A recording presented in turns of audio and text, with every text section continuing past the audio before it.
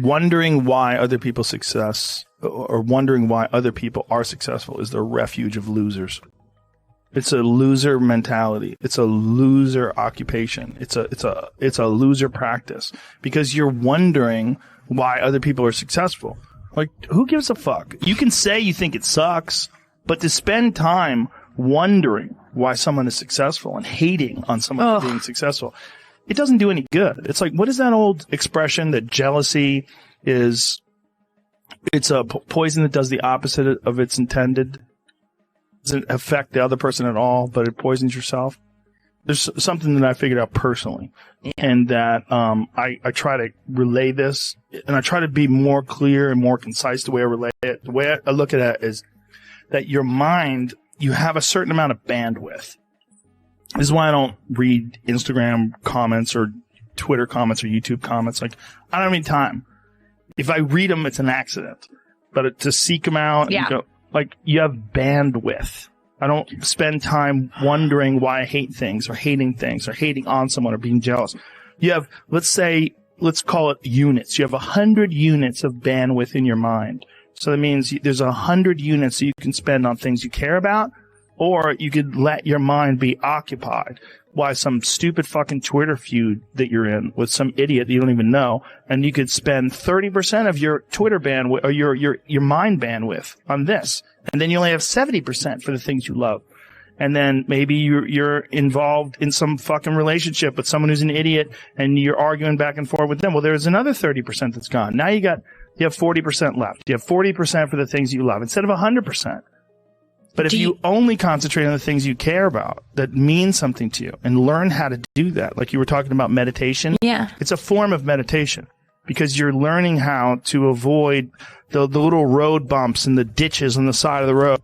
When you stopped drinking, all of a sudden your career took off. Started doing well. More bandwidth. You had more bandwidth. And you had less problems. This problem that you had that was rotting you away no longer existed. So now all of a sudden it frees up your time and you realize, oh my God, there's so many funny things that I could talk about. And I have so much energy and I'm so healthy. I could just go on stage and have fun, and then you're killing it. Before I was successful, I realized it was stupid. Long before. Because when I was like an amateur, I would see guys that were killing, and I'd be like, fuck him. Like, why is he doing good? Like, that guy sucks, and this guy sucks, and, you know, how come he got this and he got that? And then I remember thinking, like, this is a gigantic waste of time. And I got into comedy because I'm a fan of comedy. And my concentrating on people that suck or being jealous about people that are doing well does me zero good. But instead, if someone does well, I can be inspired. And I can get fired up by it. I mean, I figured this out in my early 20s. I was like, okay, I have a poor way of looking at it because it's a martial arts thing. Because in martial arts, like, you can't be jealous of someone else's ability. You have to realize you might have to fight them someday. So by realizing that they're really good, you're forced to be objective about it. And you have to go to work. Like, you have to go, fuck, that guy's better than me. I got to get better. And you have to go to work. There's no positive benefit in underestimating someone. When I see someone just murder on stage, fuck, I want to go to work.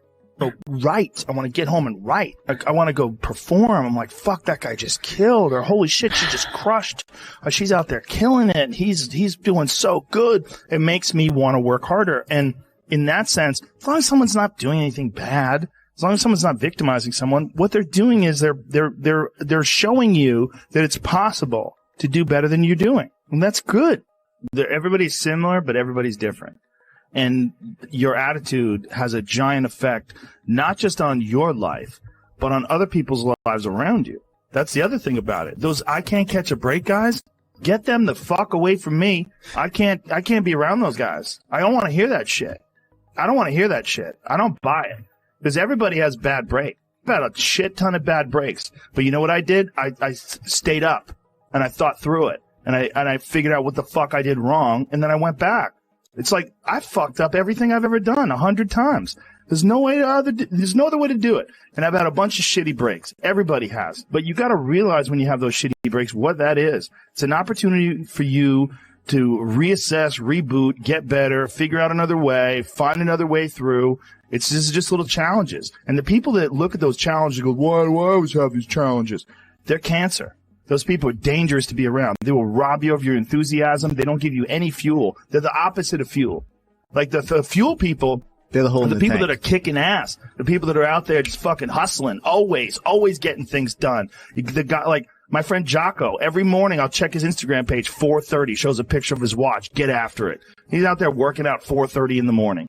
Does it every fucking morning. Why? Because he doesn't want to. And that's how you do it. You go and get after it. You don't make any excuses. And those kind of guys are fuel. But those I can't catch a break guys, they're the opposite of fuel. They're just pissing on your fire. They're no fun.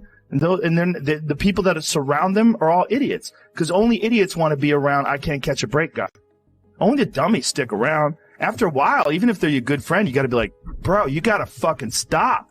You got to stop with all this I can't catch a break bullshit. All the time you're complaining, you could be instead hustling. You could be instead chasing your dream. You could be instead figuring out what you're doing wrong, trying to improve certain aspects of your life, getting your shit together, reading a book, meditating, something. Fucking something. But this I can't catch a break shit is not helping anybody, and it pushes everybody away from you.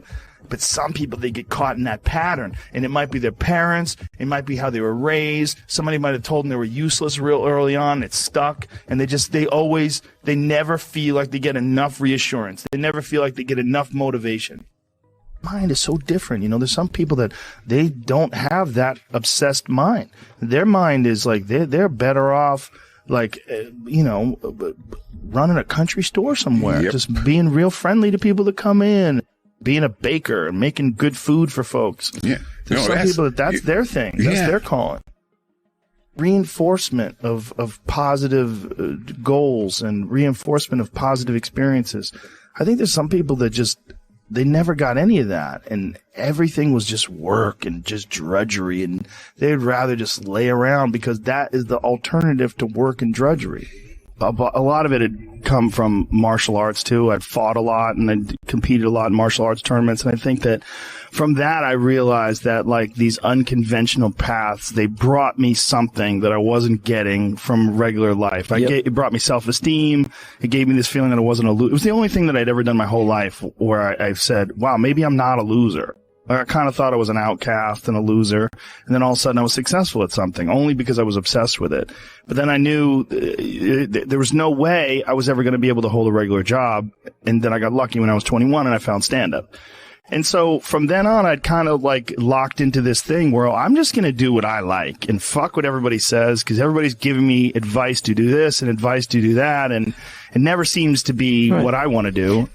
I got lucky and I found a bunch of shit that I like. And if you had said to me, if you asked me if I was, outside of my life, and if I didn't know that I existed, and you said, do you think it's possible to be a cage fighting commentator / stand-up comedian? I'd be like, no. Right. They don't go together. What is it in your life that attracts you? I've been very, very, very fortunate. And one of the things that I've been very fortunate is I would say I'm a risk taker, but it's more that I don't have any interest in doing safe things. Okay. In terms of like, I don't have any interest in like taking an easy job, a safe job. I know I'm going to get a paycheck every week. That's never interested me. Okay. That seems like prison. And I've never been able to do it. And I always thought that I was a loser because I couldn't do that. Because other people could work hard, and they can get a good job, and they would get a pension, security. I felt like when I was young, there was something wrong with me, that I couldn't do that. Because I grew up in New England, and in Boston, everybody worked hard. There's like a hard blue-collar sort of environment where I couldn't do it, man. I couldn't do it. Whoever you are, how you feel, what is the thing that you're drawn to? For some people, it's architecture. They want to build houses. They're fascinated by the construction methods. They're fascinated by design, and they're just really drawn to want to build houses. Yeah. Some people want to make music. Some people are drawn to lyrics, and they're drawn to musical notes and bars and changes, and that's their thing. Everybody has some people have many things, and for some people, that's their problem, is they have so many things. Sure. It's hard to focus on one, but really the key, I think, to happiness in life is being honest with yourself and finding whatever it is that's attractive to you. Whatever it is that draws you, whether it's animation or sculpture or making clothes, everyone has a thing. It is a crazy life, but it's a really crazy life if you follow your passions. Yeah. And it's a fucking crazy, boring life if you